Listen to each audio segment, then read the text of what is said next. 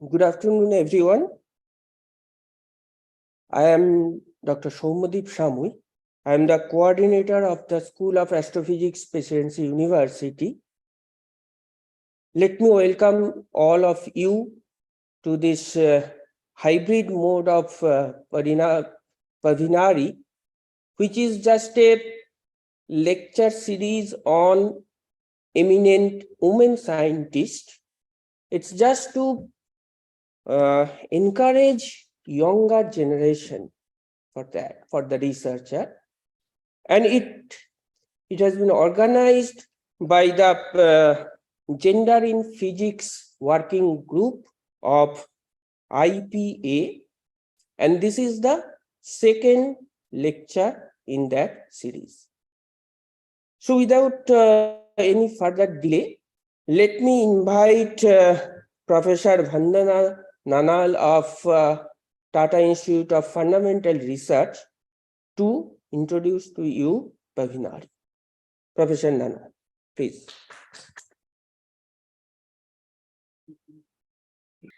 So let me extend a very warm welcome on behalf of Gender Group of IPA to this PAVINARI Colloquium series.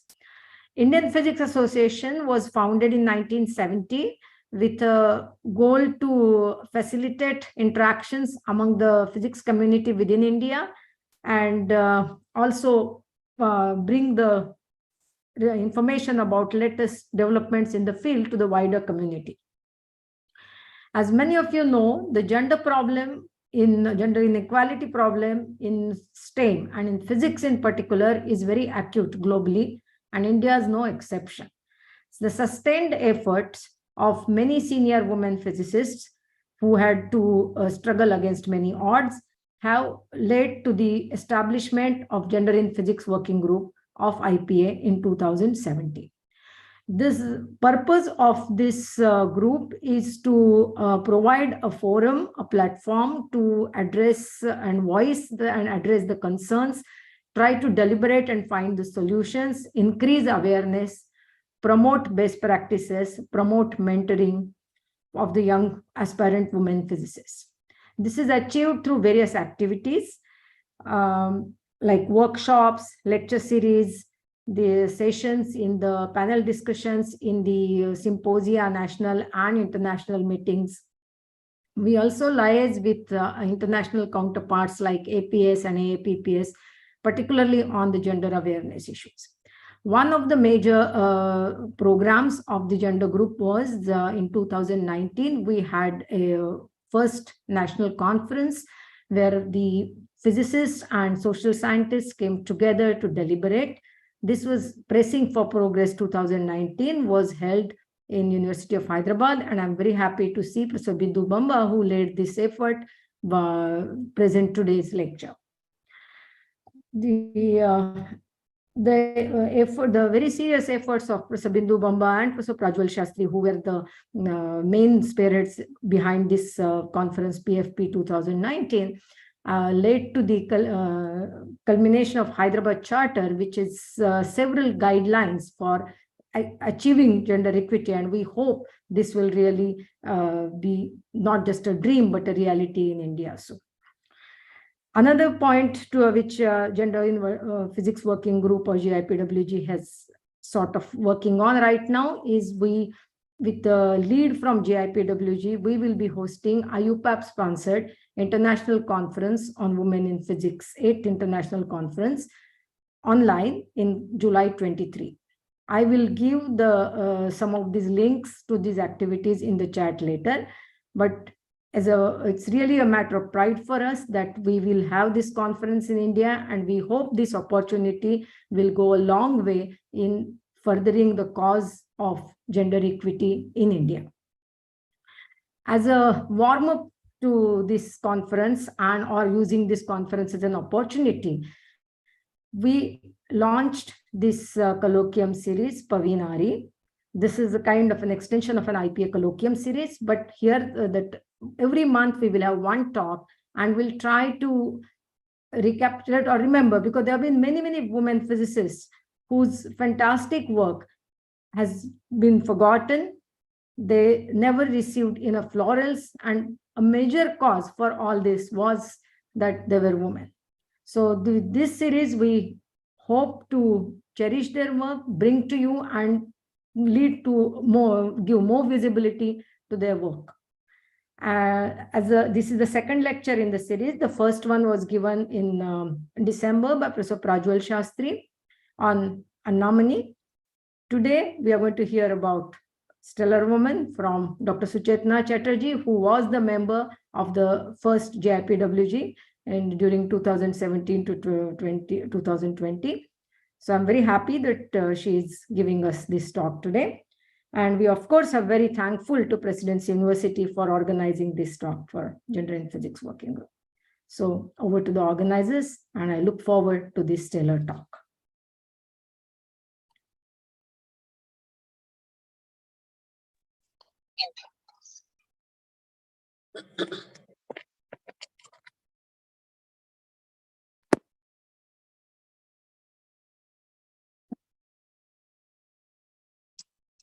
Thank you, Professor Naral, for your kind introduction. And I think it's a very good initiative by the Gender Equality Group, and I wish a very success of the same. Without further delay, let me introduce today's speaker, who is Dr. Suchetna Chatterjee, who is my dear colleague as well as friend. So Dr. Suchetna Chatterjee was an undergraduate student of erstwhile Presidency College, which is now the Presidency University here. Then she went to IIT Kanpur for her master's degree, and actually she was my batchmate there. After that, she went to University of Pittsburgh for her PhD work.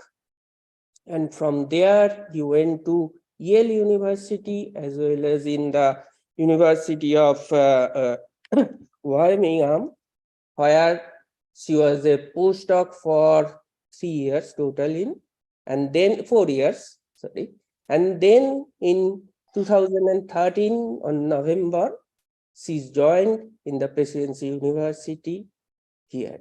And for the last almost 9 years, she is my colleague as a faculty in the Presidency University. So she works on many fields of astrophysics and cosmology, including structure formation, in-body simulation, active galactic nuclei, then feedbacks, all related stuffs, and in which she has published more than 20 national and international papers. She has attended quite a lot of national and international conferences. She is also a member of the Indian Astronomical Society as well as the International Astronomical Union. And recently she has got the Dinobandhu Sahu Memorial Award in 2020 by the IAPT. So without further any delay, let me invite Dr. Suchetna Chatterjee for delivering this second lecture. PAVINARI.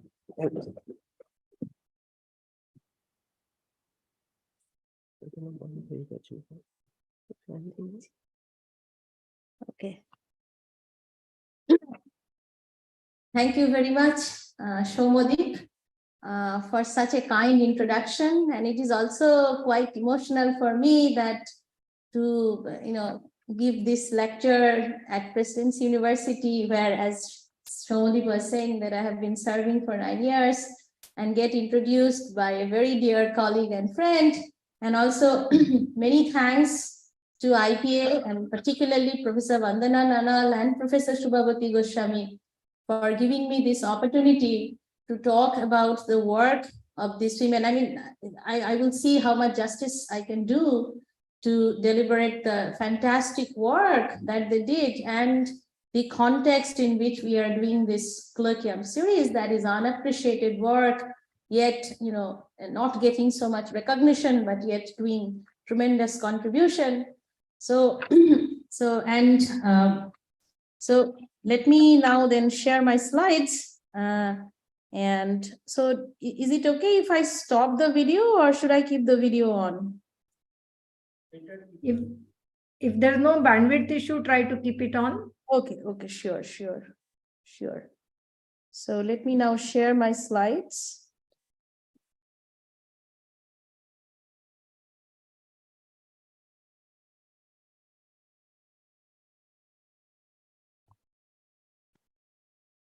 So can people see my slides? Yes.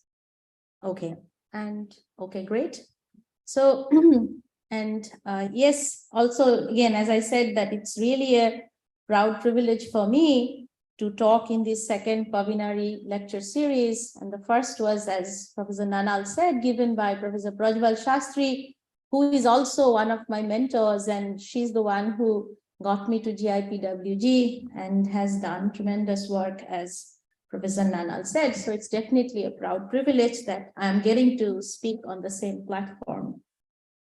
Okay, so again, before just the talk, I just want to advertise one slide with what already Professor Nanal said. This is about the EQUIP, the International Conference on Women in Physics. So in 2017, so it was Prajwal Shastri's initiative. She invited me to be in the EQUIP Indian team. That was in 2017, that was held in Birmingham. And I was part of the Indian team accompanying Professor Shastri and several others accomplished physicists. All of them were women in our team.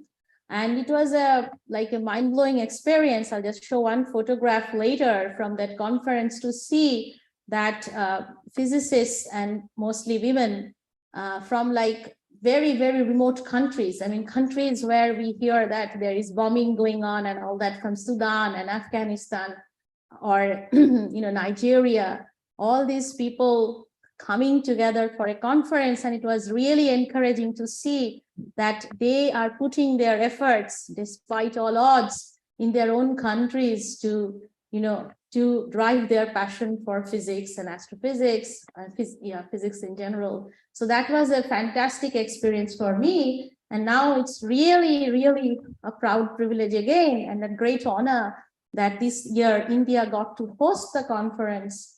And that was mostly led by Professor Bandana Nanal and Professor Shubhavati Goswami. Due to their leadership, we did get the host status. So we were awarded the status of hosting this 8th EQUIP. And so I encourage all of you who are in the audience today to go and look at this website. And there is a registration that's going to probably start on the 15th. So all of you who are interested, please be there, please visit the website, and also get in touch with me if you have questions. So your participation would be highly appreciated, okay?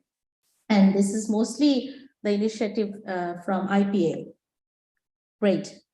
So now, before I start the science, so now the scientific content of today's talk, and so I'll just show you this picture of everybody. I think all of the students who are in the audience have taken astrophysics courses with me or are doing research in astrophysics, and everybody is familiar with the Hubble's law, right? So that tells us that distant galaxies are moving away from us. The receding velocities are proportional to the distance from them. This is something that we do in the first lecture in cosmology. And this law came in 1926. So now this is like a trailer.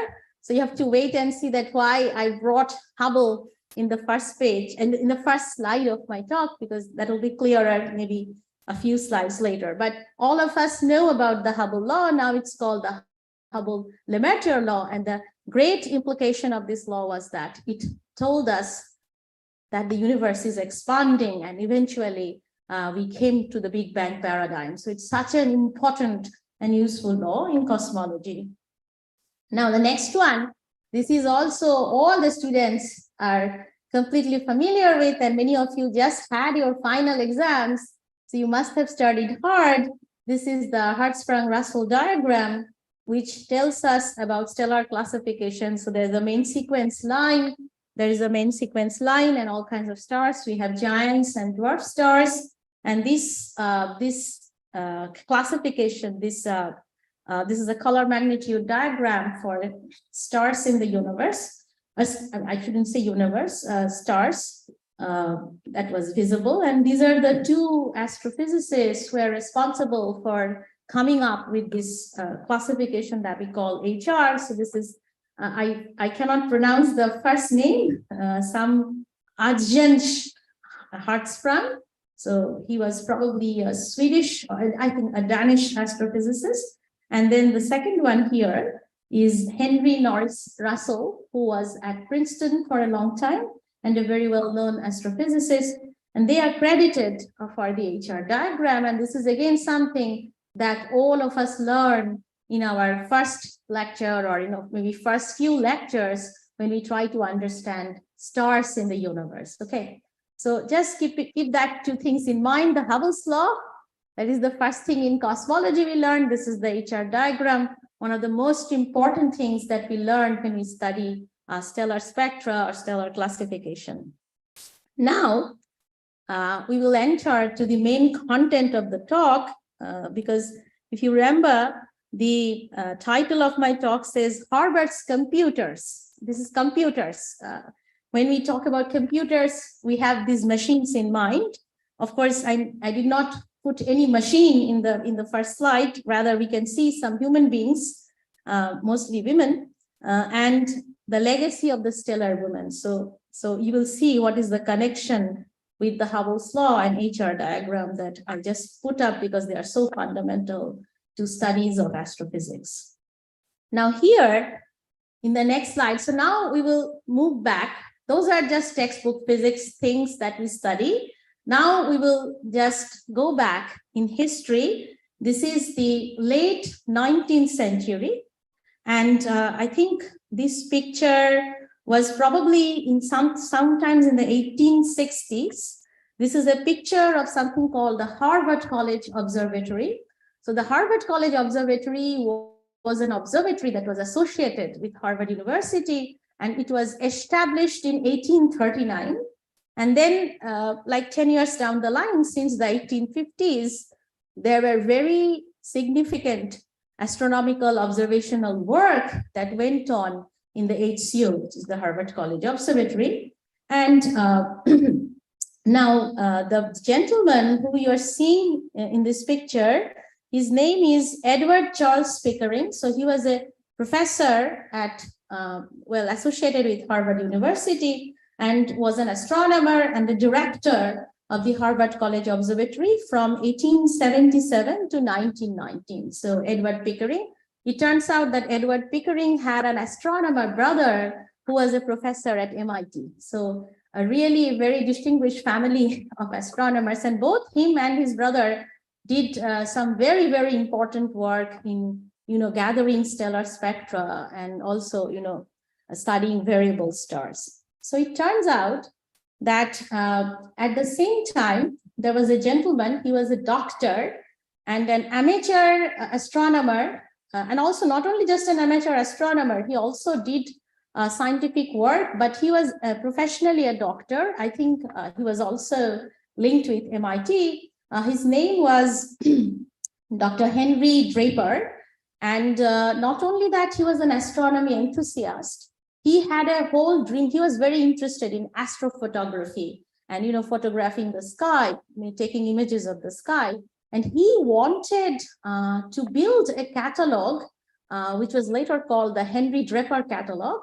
And he was very invested in this work. Now, his wife, her name is Anna Draper. I think there is a middle name, or there's a first name, Anna something Draper, Anna Draper. Now, Anna Draper also accompanied her husband a lot in the astrophysics work. She was also astronomical work, and she was also very engaged to it. Now, it turned out that very suddenly, in an illness at the age of 45, Dr. Henry Draper passed away. And so he did not have children, whereas his wife was a very wealthy heiress. So Henry Draper's father-in-law had real estate business. And so Anna Draper had a lot of property that she inherited from her dad and also some from her husband. But Anna Draper was a very, very enthusiastic woman and very enterprising. So what happened is that she lost her husband at a very early age, but she had all the intention to work for her husband's passion. So she also wanted to have this astronomy research that Henry Draper had in mind to keep on with that work. And at that time, they were very well connected with the astronomy community in the New England, in the Boston area, and also beyond. So she got in touch, Anna Draper got in touch with Charles Pickering. In fact, Edward Pickering got in touch with Anna Draper and said that, I'm very honored to tell you that I was a great fan of Henry Draper and I want to continue with his work. And I have this whole idea of actually creating a very big catalog of stars. And I want to do these observations through the Harvard College Observatory. So it would be nice if we can correspond in that matter. And this is a letter that Edward Pickering wrote to Anna Draper. This is in May 17, 1885. I am making plans for a somewhat extensive piece of work in stellar photography, in which I hope that you may be interested. And then they corresponded and had all this funding and plan for doing these observations and creating this massive catalog. Now, it turns out that what Edward Pickering had in mind is that he thought that, okay, there will be a lot of data to process. Already it was happening a little bit in the Harvard College Observatory, but the idea was that what Pickering needed is that, okay, we can gather the data. So they had also a telescope in Peru. The Harvard College Observatory also had a telescope in Peru to look at the southern sky. But then he envisioned that, okay, we'll have all this data, but then who are going to look? I really need human resource to sort of extract this data and find information from it. And then this was the first thing that he had in mind, that I need a very big team for the data analysis. And the second he thought was that, okay, this is Mrs. Anna Draper. She and there were some other people who were the funders of his project. So to please them, and also he had sort of a liberal mind at the time, he wanted to employ women for this work. And the first reason he wanted to employ women is because women could be very lowly paid or unpaid, because these are housewives or very educated women who don't have other jobs, but you can pay them really less or not pay them at all. And then you can hire a big group. If I don't have to pay, then I have to pay very less, then I can hire a lot of people. So that's the first cause. And the second was that he wanted to please Anna Draper, that, look, your money is going in educating women or liberating women, so that adds a value to the money that you are putting, not just your husband's dream, not just science, it also adds to this social value. And so what Edward Pickering did is he hired a group of women, and they were called computers and not astronomers. I think that is the real tragedy of the whole story, that they did astrophysical observations and made fantastic discoveries, but they were termed as computers. So these are people who will just handle the data. They don't do the observations. The observations were done by men, because you have to stay awake all night. That was very, very taboo in the 19th century. For women to stay all night and do astronomical observations, that was not common. So men did that work. And in the daytime, these women were called computers who would analyze the data. Okay. Now, it turns out that Harvard College Observatory began hiring women assistants as early as 1875. And these were the first 4 people: Rebecca Rogers, Rhoda Saunders, Anna Winlock, and this woman, Wilhelmina Fleming. So I'll talk about her. They were sort of the first 4 people who were hired by Edward Pickering's team to deal with the astronomical data. Now, this lady, Wilhelmina Fleming, I have to mention about, because she had tremendous contribution. So Wilhelmina Fleming was actually a Scottish immigrant. So she came from Scotland. She migrated to the United States, and she was a single mother. She had a child to support because her husband abandoned her. And she started working in Pickering's house as a housemaid. And at that time, Pickering had some assistants at HCO. They were all male assistants. And one day, Pickering got very angry with the inefficiency of his assistants and said that, so you are all stupid folks, you can't do a piece of work. My maid, my Scottish maid can do better calculations and better work than you. He was so angry. And then Pickering's wife suggested that, why don't you hire her? She's working as a housemaid because she had to support her son, but she had education and all that. She's a very young single mother immigrant in the United States. He said, she's very, very smart. Mrs. Pickering told to Edward Pickering that she's very smart.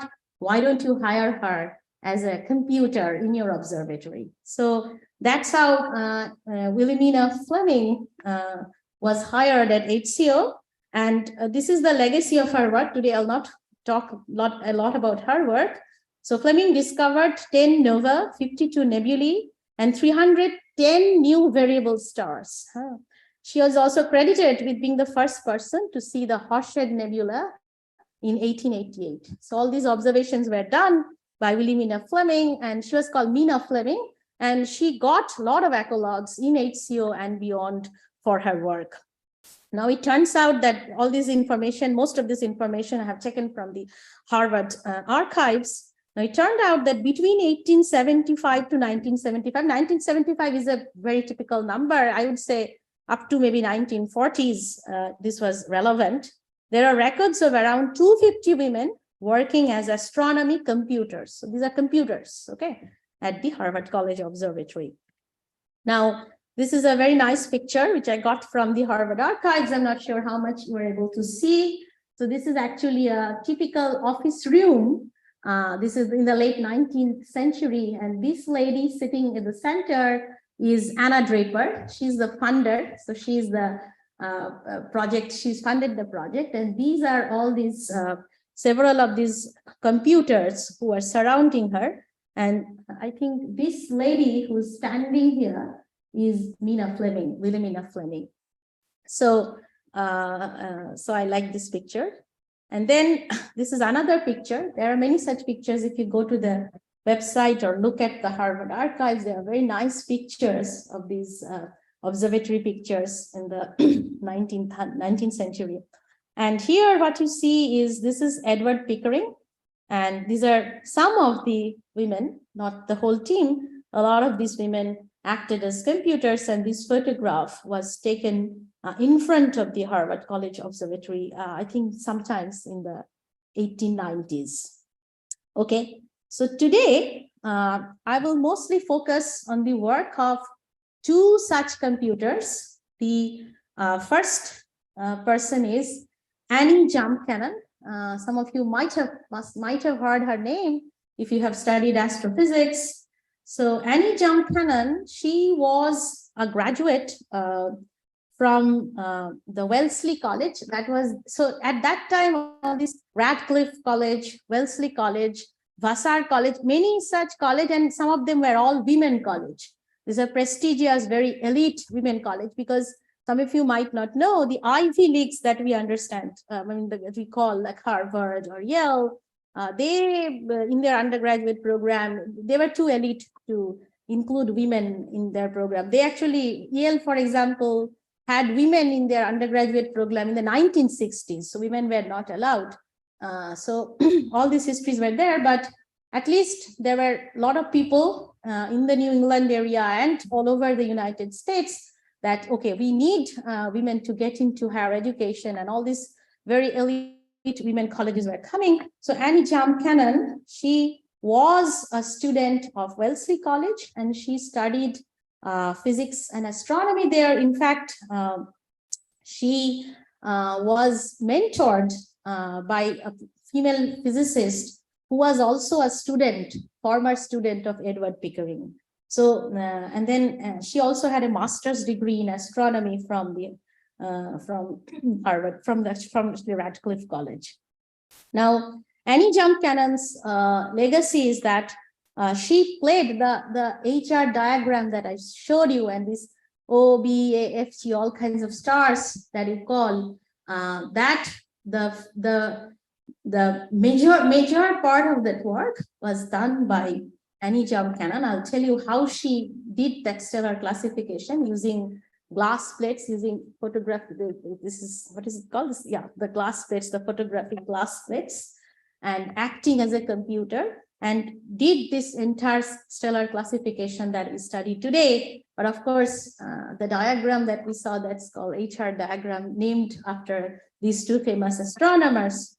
And well, Annie Cannon actually got recognition later in her life, as we'll see.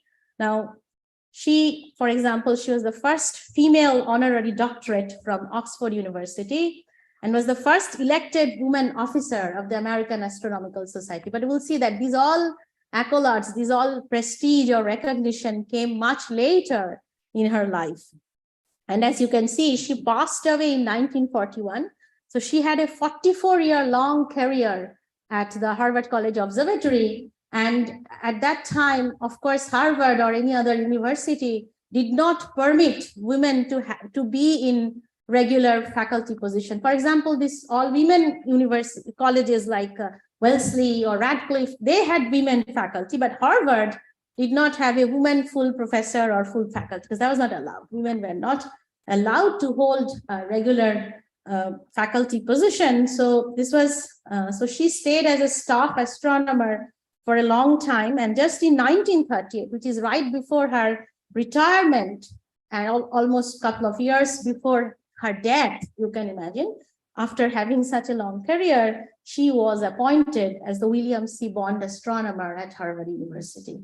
So what was, and the other thing that is important is that Annie Jump Cannon also, she had scarlet fever and she was deaf lifelong, so she couldn't hear.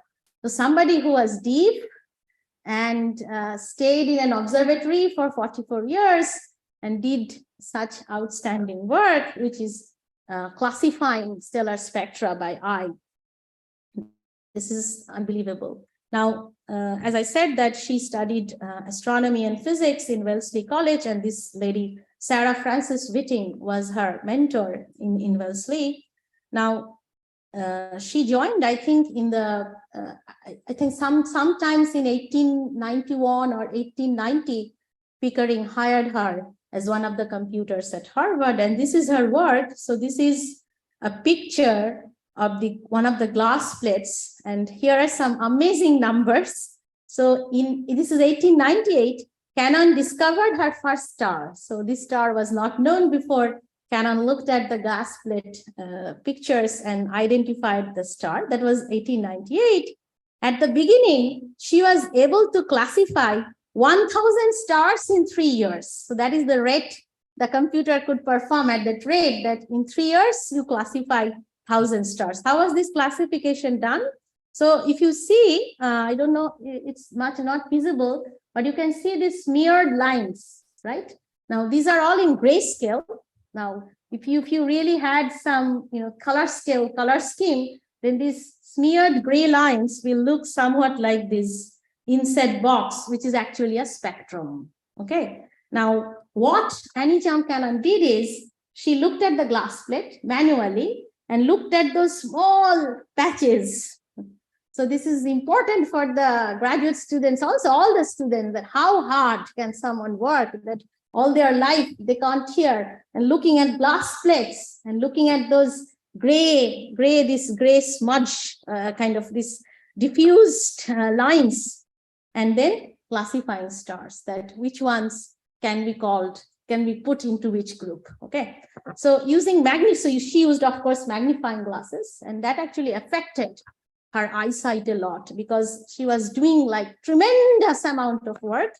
So by 1913, this is, you can see 15 years. So with her 15 years experience, she was able to work on 200 stars an hour. So she looks at a glass plate for an hour and identifies, well, this star will be an O star or a B star or a whatever star, I mean, according to her classification. So, because we did not have computers at that time, but this is the unaccounted labor of people that led us to our understanding of stellar physics or stellar spectrum. So now this is a very interesting fact that I got from the Harvard College archive, where Annie Jump-Cannon's work was discovered, that using magnifying glasses, she could classify stars down to the 9th magnitude, around 16 times fainter than the human eye can see. So she looked, and with magnifying glasses, so these are very faint stars, and she developed that. I don't know, I mean, how somebody develops that kind of skill, but somehow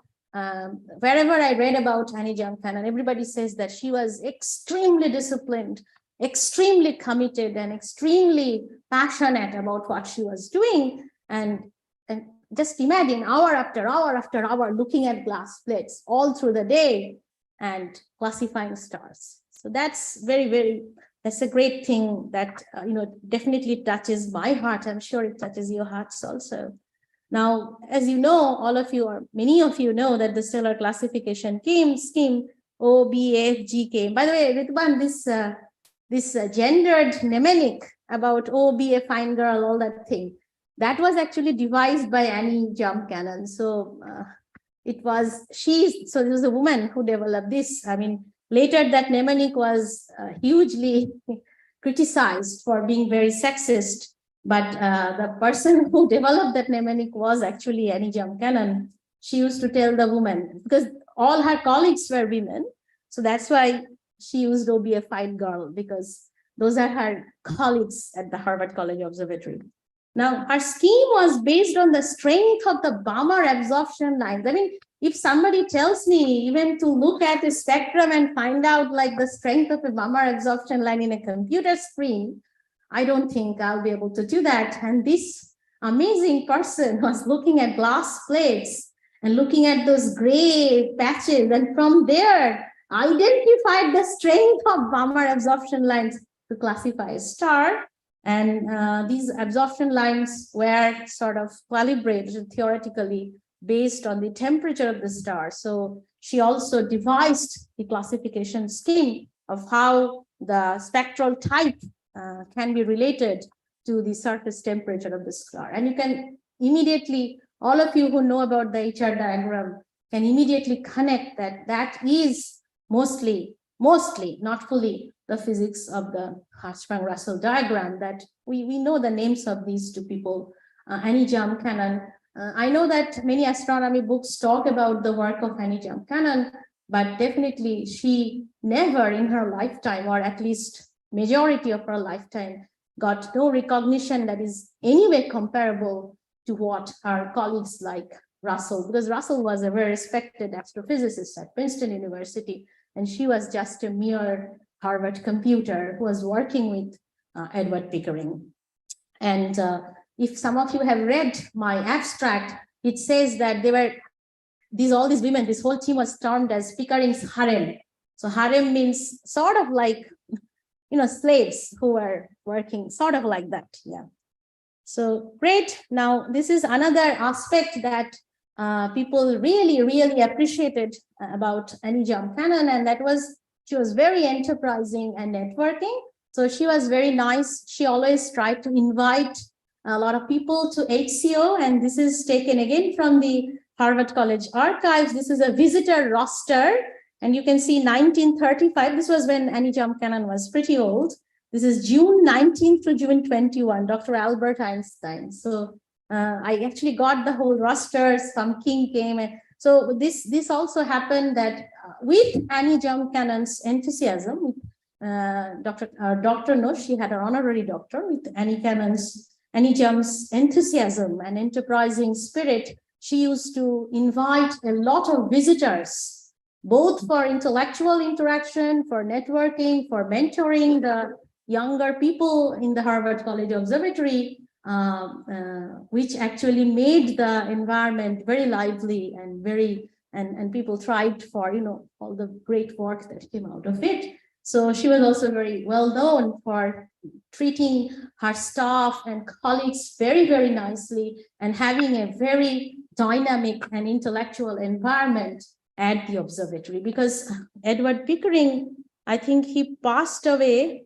Edward Pickering passed away a few years after, I think 1921 or 22, I don't remember, is when Edward Pickering passed away. And then it was Annie Jump Cannon who was almost in charge of the observatory. And she even took the role that Pickering took. Is not only did she did the work, she actually engaged a lot of people and got extraordinary work out of them.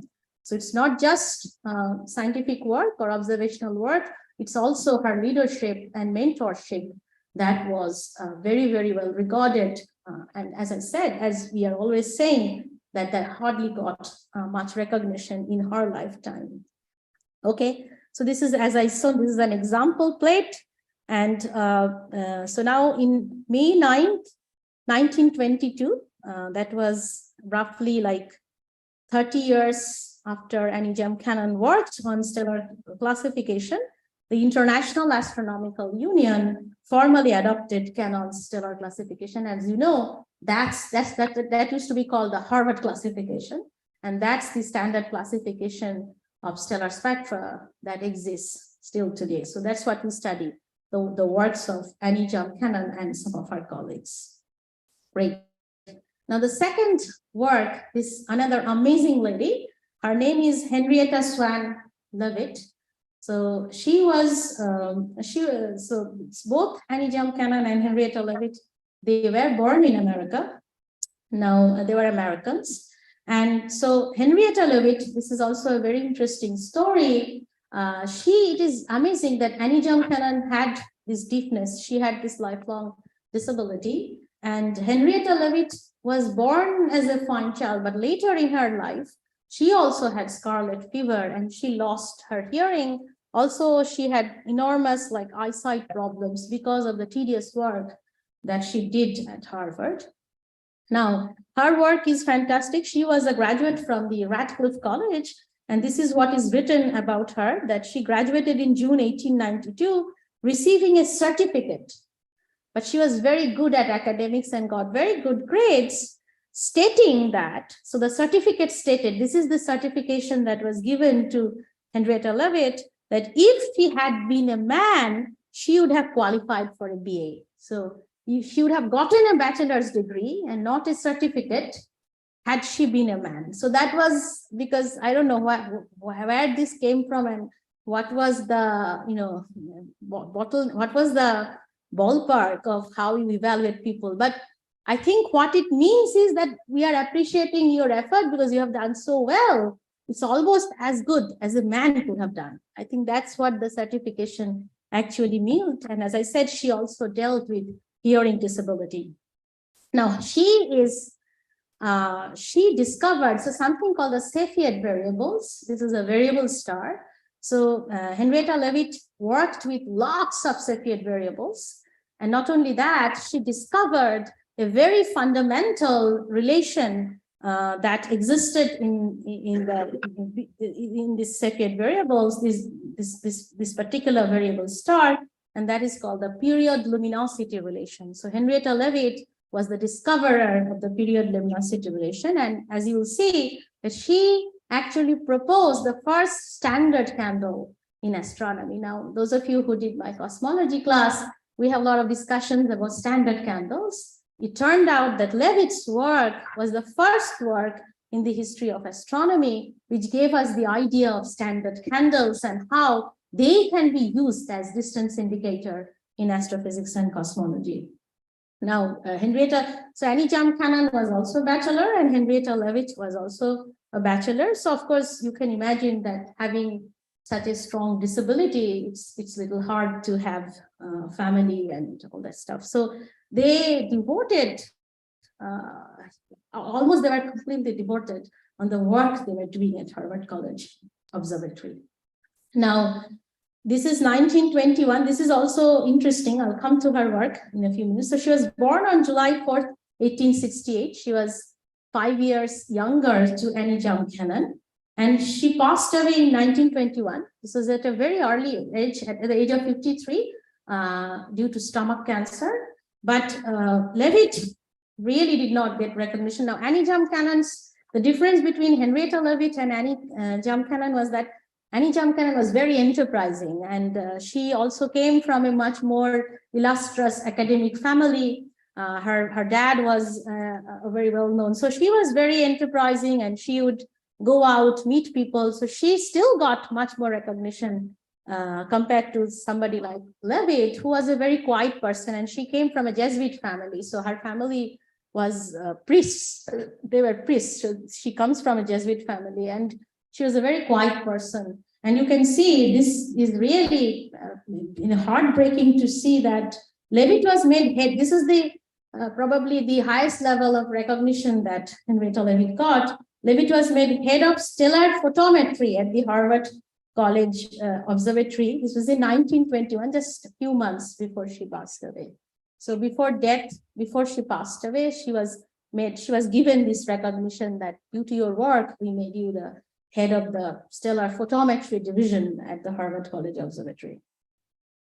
Now, this is nice. So it turned out that Leavitt was first hired by Pickering, and then she did some work on variable stars. Pickering asked her to do work on variable stars. So she did some work on that. And then with her family, she went to a tour to Europe and spent some time there. So I think a few years, 2-3 years, she worked, and then she moved to Europe. And then she figured out that this is what she really wants to do, is work at the Harvard College Observatory and get involved in the work that Professor Pickering offered her. And so this is a very nice letter that Leavitt writes to Pickering. I would like to read the letter because this gives us some insight. I'm more sorry than I can tell you that the work this is Leavitt's right, that the work I undertook with such delight and carried to a certain point with such keen pleasure should be left uncompleted, because before going to Europe, she was working on a draft, and the draft couldn't be finished. So Pickering was pushing her that finish the paper. She couldn't finish the paper, and she went for her travels. That's what she's referring to in the first lines. I apologize most sincerely for not writing concerning the matter long ago. I'm having some trouble with my hearing, worrying a little oddly that stargazing might make it worse. My friends say, and I recognize the truth of it, that my hearing is not nearly as good when absorbed in astronomical work because of the cold seasons, and because the Harvard, New England area is a very cold area, and this tedious work, so that used to also affect both her eyesight and her ears because she suffered from scarlet fever. Cold weather seems to aggravate my condition. It is evident that I cannot teach astronomy in any school or college where I should have to be out with classes on cold winter nights. My aurist, the people who were looked at her like, so you understand. My aurist forbids any such exposure. Do you think it is likely that I could find employment either in an observatory or in a school where there is a mild winter climate? Is there anyone besides yourself to whom I might apply? So she writes this letter from Europe to Pickering for his mentorship, that can you advise if there are some other jobs that I can take up? Because I really enjoy astronomy, but these are some of the constraints that I have. And then this is what Pickering, because Pickering had very high regard for Leavitt's work. So this is what Pickering writes. For this, I should be willing to pay 30 cents an hour. So, ghantai 30 paisa. 30 cents, but this is 1902. 30 cents an hour in view of the quality of your work, although our usual price in such cases is 25 cents an hour. So generally I pay 25 cents, but since you are so good at it, I would be willing to pay you 30 cents. And then later I read that correspondence, and Leavitt said that is so generous of you that instead of 25 cents, you are paying me 30 cents. Okay. If it was not possible for you to relocate, I would pay your fare for a short visit to Cambridge. You could get work in order to take home to somewhere Sweden. I do not know of any observatory in a warm climate where you could be employed on similar work, and it would be difficult to furnish you with a large amount of work that you could carry on elsewhere. In any case, I should doubt if astronomy had anything to do with the condition of your hearing, unless you have been assured that this is the case by good honest. So he wants to say, I don't think that you're astronomer, because the reason he writes it that way is because he wants to convince her that come and work with me, because he had so high regard for Leavitt's work.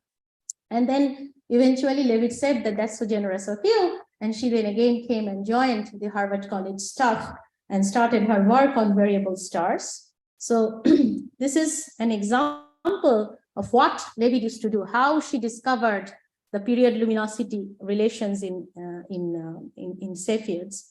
I think she looked at about around 2000 Cepheids. She studied the periodicity and, so they were looking at magnitudes. Let me tell you what she did.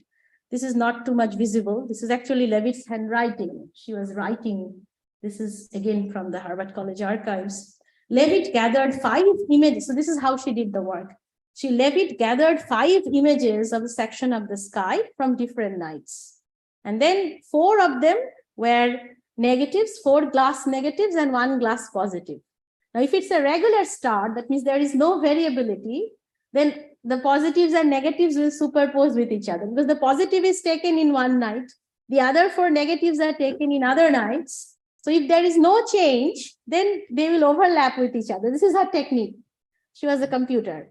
But then if there is a variability, then what happens is, it's not visible here, but you can go and look up the Harvard College archives, where some pictures of these glass plates are here, that when she superposed the negative with the positive for these variable stars, she could see that either there is a black region or a white region, because they are not fully matching with each other. Okay. So overlaid each negative in turn on the positive print, and stars with constant brightness neutralized, so there is no signature that you can detect, whereas stars which are variables, that means they are changing overnights, there you can see that there is a change. Now, variables showed with white or black rings. This is from Sobel's book. I'll give you the reference. Now, this change in the small change. So then she marked like this. These are like circle. Do you see these black things that she's working on? So this is this is a glass plate. This is at the back side of the plate. She used to do these markups. And then with how much the diameter of this small circle is, with that she made an estimate of the magnitude. So it's just a normalization problem. So that was the diameter of the circle where an estimate. So changes in the variable's brightness and its period are determined by comparing plates taken at the same section of sky on different dates through a magnifying glass, of course. The diameter at each night is an approximation of the brightness. So then you can see the diameter is a brightness, and then when you superpose, then you can see that, okay, in this interval, the brightness is changing by this amount. And that's what she did for hundreds and hundreds of variable stars. And then eventually, this is the tedious amount of work she did, and eventually got the period luminosity relation. Now, Pickering assigned Leavitt to study variable stars in the small and large Magellanic Cloud. She identified 1,777 variable stars. And so she published her work she first published her work. Actually, Pickering published the work, because Pickering was the professor and she was just a computer, an assistant.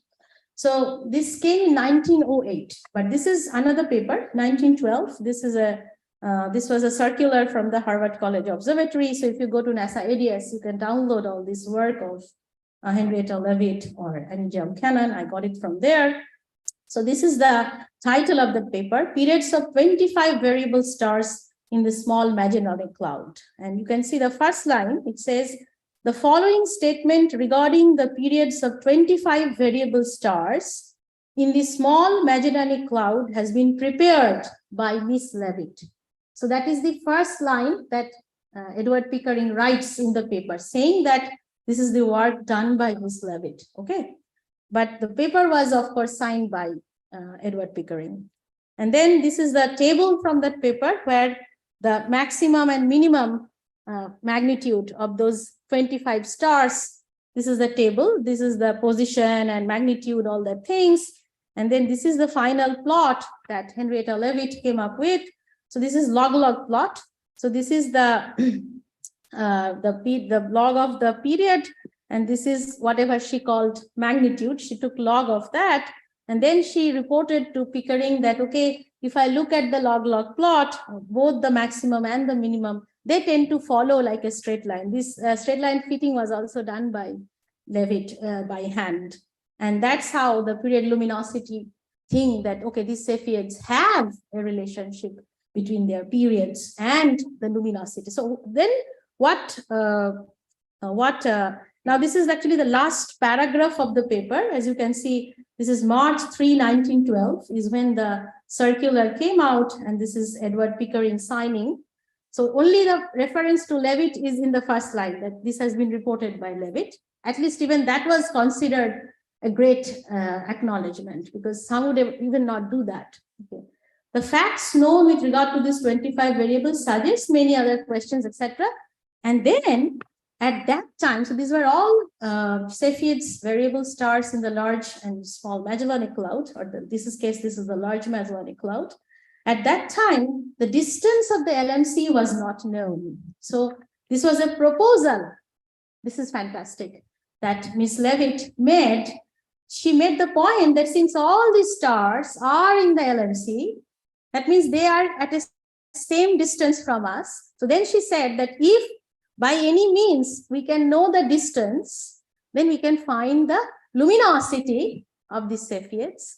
And if we know the luminosity, because she was talking about magnitudes, if we can know the luminosity, then by using the period, and we can calibrate the period luminosity relation, and that would give us a way to measure distance. So this was a claim that was made actually by Henrietta Leavitt, and that is the concept of standard candles.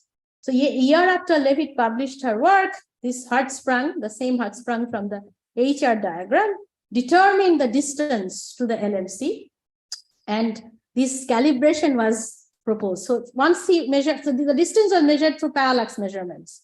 So the LMC distance was measured by Hertzsprung and some other groups. This was just a year later. This is 1913. And once the distance is measured, then you can calibrate your period luminosity relation. And then now you will come to why I showed Hubble's law at the beginning. Edwin Hubble, when he got this famous Hubble's law, which gave birth to the concept of the knowledge, the idea of expanding universe, actually used Leavitt's period luminosity relations of Cepheids to find out his data. So that's what he used. And then the tragedy is that I looked up at Edwin Hubble's 1926 paper, where he gave Hubble's law. That paper had around 960 citations. So I went to NASA ADS, and you can't see it, but there are like 13 references in Hubble's original paper, and none of those references were related to any of the papers that Leavitt wrote.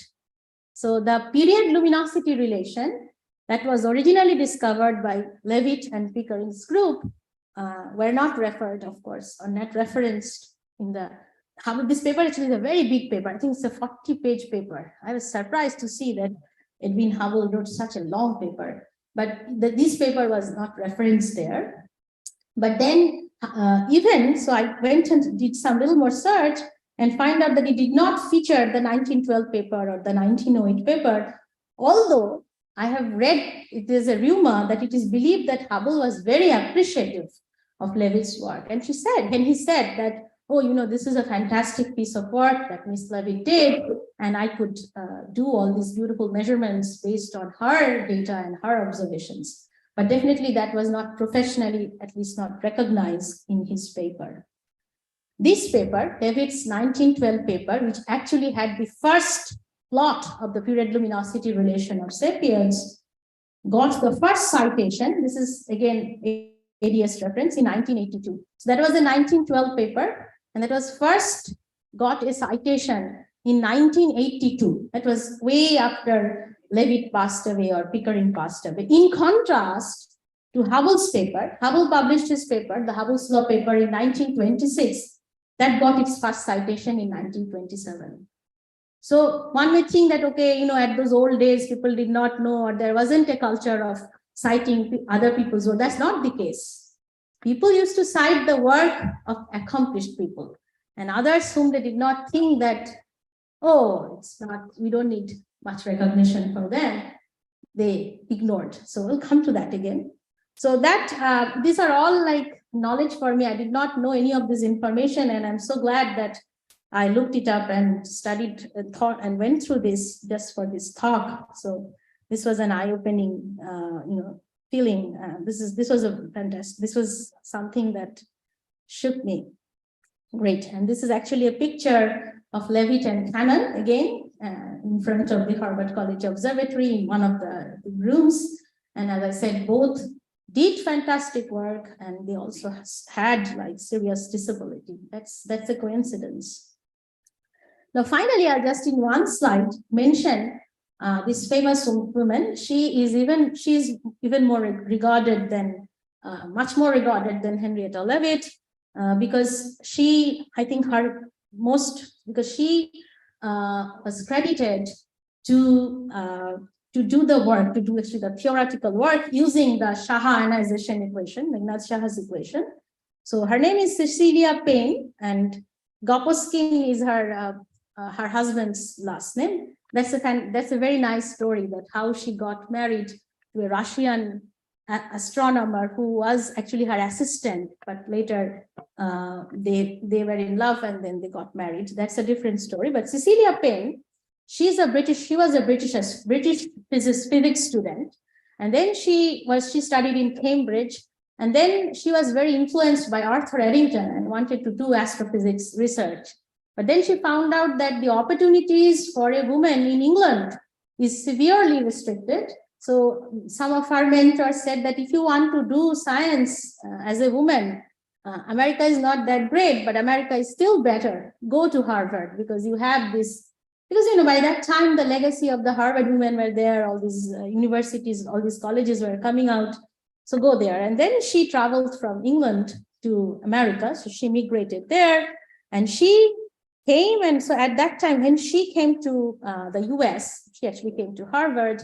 So Harlow Shapley was so after Edward Pickering, the next director was Harlow Shapley. So she came and discussed with Harlow Shapley, and it turns out that Cecilia Payne Gopuskin, I don't know if the pronunciation is right, she is the first PhD student, so first woman PhD student from Harvard College Observatory, and her work was phenomenal because using the Shaha ionization equation, she showed that the sun is mostly composed of hydrogen and helium. And that was not the popular belief at the time. People thought that the constitution of the Earth and the sun are similar, but it was Cecilia Payne's thesis, which was first rejected by Henry Norris Russell. So he was the examiner of Cecilia Payne's thesis. So he first rejected it, but then there were arguments that's still fine, rejecting a thesis. But then finally it was accepted that yes, what Cecilia Payne is proposing is the right thing, that definitely these stars are mainly composed of hydrogen and helium. So Cecilia Payne again stayed at the Harvard College Observatory, and Harlow Shapley, who was also her PhD advisor, he actually mentored a lot. He was the one who inspired Cecilia to write the thesis. She said, "You are brilliant, you should work on astrophysics research." Not only that, he went out all his way to find employment for Cecilia Payne at Harvard. And he did a lot of, because he was influential. So he went out of his way and took a lot of efforts so that Cecilia can be appointed at Harvard as a regular faculty. And then it was Harlow Shapley and then Donald Menzel, who was also the director of HCO. Finally, with their efforts, these two men mostly, with their efforts, Cecilia Payne was promoted to a full professor at Harvard in 1956. So she was a professor at the Department of Astronomy at Harvard. And it turns out that she is the first female head of the department. So she headed the Harvard Astronomy Department, and she was the first female head of the department at Harvard.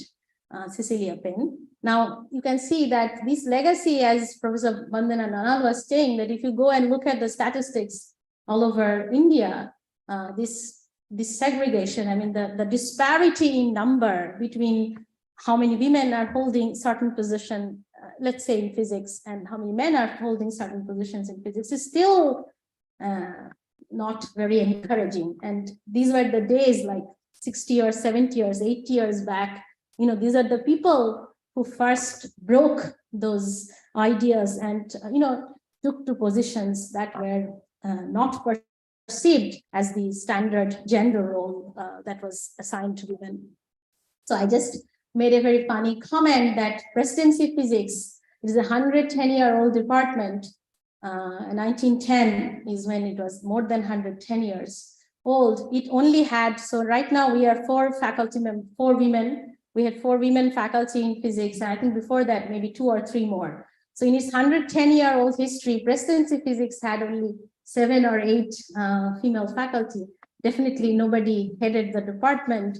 So we even could not, live up to Harvard's legacy or any other legacies. This is a fun comment that I thought I should make. So now I think I'm coming to the end of the talk, that as we saw that Pickering paid 25 to 50 cents per hour, and I went and looked up the employment rates at the time, and the sources that I looked up, it said that that was higher than a factory worker, but lower than a clerk. So with that wage, they were hired, and men would not do that work. First of all, they would not do that work because they would have better things to do rather than looking at a glass plate. And even if they looked at a glass plate, they would have to be paid like much more than 25 cents or 30 cents. So that's the thing, that to have a larger workforce and the goodwill, this is what Pickering did. Now, I think the idea is that it's not, we are talking about this issue in the context of gender, but not just gender. I would make it more general, that whenever we have, so it's generally true when we have minorities or marginalized communities and we take things for granted. And since this is a power equation, that when I have more power, I feel this entitlement that I don't need to recognize their work. Oh, this is somebody who's at lower hierarchy than me. I can just tell them, hey, do this work for me.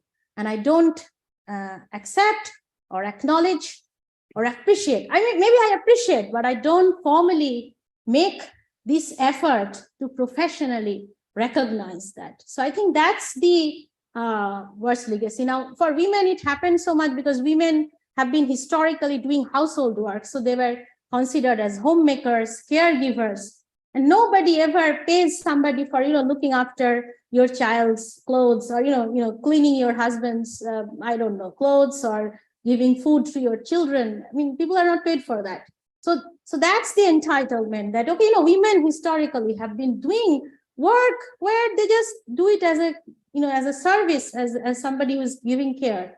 So it's okay to ask a woman and do some work for me as an assistant and not think of them as equal. I think that's probably the idea, rather than more like, very conscious gender biasness or anything, because Pickering was considered very progressive at that time. I mean, the very fact that he hired women was quite uncommon of his times. I mean, people used to laugh at, male colleagues used to like, hey, we have hired some, what do you do with all these women? That's why they used to jokingly say that Pickering's harem. Yeah.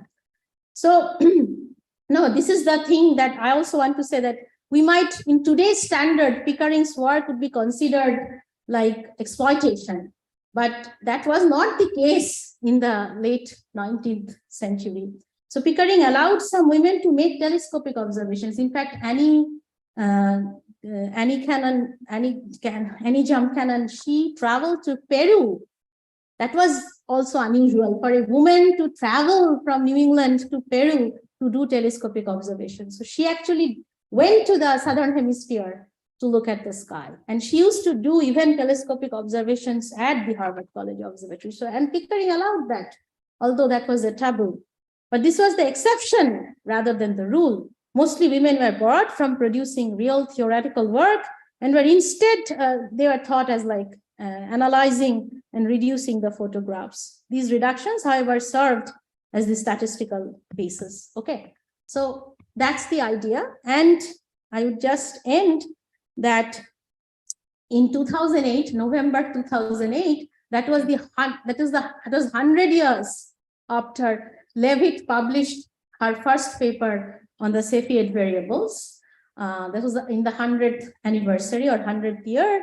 The American Astronomical Society, they had a meeting and there a resolution was made. It was not forced, but because AAS doesn't have the power to force somebody to do a nomenclature, but AAS had a resolution that from now on, the period luminosity relation that is being used, it is recommended that that be referred to as Leavitt's law.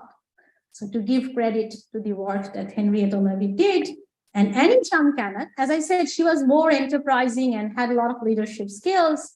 So even within her the limited means and the circumstances, she could do much more than any of her other peers. And she was also very brilliant. So all of them are brilliant, but Annie was like really the very, very bright one among them. So at that time only, this was, I think, 1934, she started a prize that was called the Annie Chang-Cannon Award in Astronomy. That was awarded by, that is still awarded by the American Astronomical Society. And the first awardee was Cecilia Penn. So in fact, it turned out that Annie wanted to give the award to Cecilia Penn for her fantastic thesis work. And it was completely, backed by Harlow Shapley and even Henry Norris Russell, who was against Cecilia's thesis, was actually at that time the chairperson of AAS. He also insisted that, yeah, this is a tremendous, fantastic work done by Cecilia Penn, so we should award her. But that was an award that was given to women astronomers. So that was 1934, and Annie Chang-Cannon Award started in American Astronomical Society, and that was the first awardee was Cecilia Penn. And then we have gone a long way. I particularly want to show these pictures because these are personal anecdotes. So here, what you see in this picture, this is the Hyderabad meeting that Professor Vandana Nanal was talking about in 2019. And we had Professor Meguri, and the one here is Professor Bimla Bhuti. I can talk about Bimla Bhuti on some other day. She was a very noted plasma physicist and in India, and her story is very inspiring. So Professor Meguri, who used to be one of our mentors when I was a postdoc at Yale, and so Meg was given the Annie Chang-Cannon Award in 1990. And this is Professor Laura Kreiberg, who is now at IMPRS Germany. She was an undergraduate student when I was a postdoc. So she is the recipient of the Annie Chang-Cannon Award in 2021. The reason I showed these two pictures is because, you see, we all are also connected with the history that created this legacy of the stellar woman. So even the Annie Chang-Cannon Awards are being now awarded to our colleagues, mentors, and to our students. So Laura was actually mentored by R.C. Sir. She used to work in R.C. Sir's research group. And you feel so great that the great works of these women in the 19th century or early 20th century is so much connected directly to our lives. And this is, so I was talking about that 169 countries coming to ICWIP. This is, of course, not representation of 169 countries, but maybe 30, 40 countries. This is a picture from the Birmingham meeting, and here I am. So I was part of the Indian team.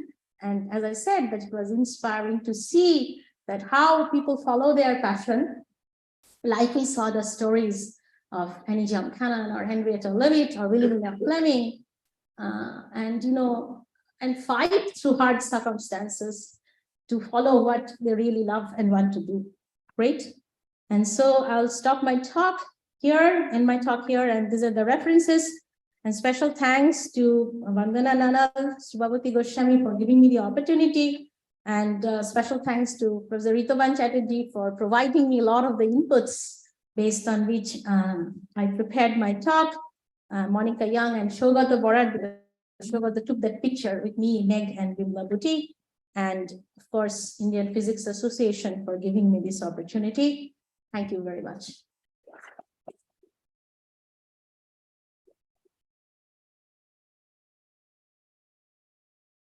So now I think we can have some questions. maybe. So thanks a lot, Suchetana, for such a wonderful talk. And I guess young researcher must have been inspired with such talk. And I wish I could have had the opportunity to listen such kind of talk during my student life. Anyway, now it's time to question answer session. So people who are watching it online in the YouTube, please write your comment or question in the chat box. People who are watching in the Zoom should raise their hand, and I will give you the opportunity, and also the audience should raise their hand. First, I will go to the Zoom. Yeah, So Bindu. yes. Yeah, it's not a question. I just want to add two things. You know that often Cecilia Payne-Gaposchkin is taken as a model for eliminating many myths against women in science. Then one of them was, as you said, the two women you mentioned earlier, they were bachelors, but Cecilia Payne-Gaposchkin, she had 3 children. Yes. During her most active years of research. So the myth that when women have children, they stop working was something that was completely blasted by Cecilia Payne-Gaposchkin. So I think that is very important because that's a big myth that is still prevalent today. Yes. And and the second thing is that women don't get revolutionary ideas. That's another myth. Okay, they just work on routine work. Now, Cecilia Payne-Gaposchkin's thesis was rejected because she said that stars were made out of hydrogen and helium mostly. And in those days, I suppose the church's influence was still there because it was thought of that the earth and the sun were probably made out of the same material, and it was imbibed by the scientists, this erroneous notion, and therefore her revolutionary idea that the stars were composed of something different from that of the earth was revolutionary and therefore did not fit in the general stream. So she's given an example of banishing 2 myths against women. One is that creativity is not there, and the other is that creativity is hampered by children. Yes. So this is what I wanted to say. Thank you so much, Professor Bamba. I think she mentioned these 2 things, that there was this myth that women can't be creative, they can only be taken for like routine work, like looking at glass plates. Cecilia Payne's thesis broke that myth. And the second one was that you can have a fantastic research career even if you are giving birth to children and having a family, because that's another thing that acted against having women in the workforce or in the scientific workforce, because they will not be able to be productive. Thank you so much, Bindu. So any other questions in the Zoom? I don't see any hand raised in the Zoom, as well as I don't see anything in the YouTube live chat. Can I ask something? Can I just make a comment? Yes, Sure. Shikha, go ahead. Well, Shikha, go ahead. Shikha, please. Yeah. So very nice talk, Suchetna. Really very impressive. I just wanted to find out one thing. So this kind of computers must be in other fields also, is it? Or was it something just to in the case of astronomy and astrophysics? So yeah, I also looked that up. Yeah, and so of course that was later when NASA used to employ these computers for doing their calculations of rocket launching and all that. So that there are books, movies on that, and there are like famous. Yeah, of course, Hidden Figures is a very beautiful movie about that. So that's in the field of like space science. But I also little bit read that even in biology at that time, I don't know, for looking at like plant tissue and all that, people, I don't know if they could be called computers, because here they were really doing calculations. There probably they were not doing calculations, but some kind of classification and all that. People used to hire women, but that might be interesting to see that. Yeah, that will be very interesting to see what was going on in other fields also at the contemporary time. Yeah, very, very nice talk. Thank you. Thank you so much, Shikha. So yes, question? Junik. Yeah, I also just wanted to say that I really enjoyed the talk, and I hope this will also be very motivational to the students. Yeah, it's nice. Yes. Thank you so much, Vandana. Yeah. So there is a question, yes, from the audience.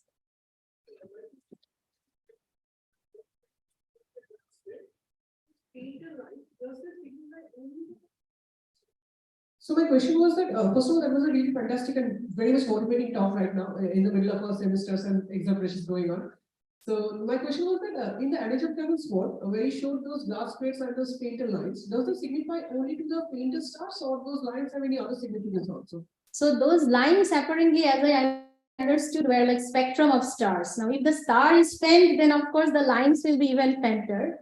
So those blurry things are actually spectrum. So if you had a way to put filters and have colors, then they would look like small patches of rainbows. So they were then fitted with the spectrum color. Yeah, so she could understand that this is red, this is green, and then find out the strength of absorption lines from those smudgy things. Just by observing. By eye. That was really fantastic. Yeah. Thank you again for the great talk. Yes. So, again, wonderful talk. Thank you. You explain how laser is variability of circuit stars. So then in this HCO circular, there was a table. There's a table, yeah. Radar with plus and minus like that. How should you? Yeah, that I also thought that how could she do the error? What is the meaning of this error? So I don't know, because they're already pretty erratic. I don't think that. Maybe it's possible. I don't know. I'm just making a guess that maybe she did it several times and just took the statistical fluctuation as error, like we do, repeat the experiments. Maybe, I don't know, but that is a possibility. But definitely, I'm not sure how can somebody get the measurement error, but it could be statistical. That I do it once, do it twice, measure the diameter, and then I take the statistical average and maybe the spread or something as the error, something like we repeat experiments. Maybe this is my conjecture. So one question from the YouTube. Okay, so what is the question from the YouTube? Okay. So don't we have any Indian women contribution? It's from Rachana Singh. So the question is Indian women contribution in what? Yes, you mean in physics or in the computing of stellar spectra, stellar classification of variable stars? This is specifically for the Harvard classification scheme, but yes, there are lots of Indian women who contributed tremendously in physics. For example, the first PAVINARI talk was about Anna Mani. So she was an Indian physicist working at RRI. Is that your question? Okay. There was also Vibha Chaudhary, about whom this talk will be there. She was also one of the first woman experimentalists who went into the kind of behind the memory. Yes. Yeah, so there are quite a few. In fact, there was, beyond physicists, if you talk about, there was also Dr. Kamala Soni. Yeah. So there are many, you can name them, but it's also, we hope we will showcase more of these. A lot of them, yeah. So any other questions? Okay. So we are at the end of this program, but before the end, I should say one thing, that Suchetana did mention that in 110 years, we didn't have any women chair in the physics department. It's true. But I should say that School of Astrophysics has been established because only the hard effort and complete dedication by none other than the Suchetana. Without her, it would be possible to establish the School of Astrophysics. Oh, that's so kind of you. I don't think one person can do anything, but yes, I'm so thankful that leadership by her.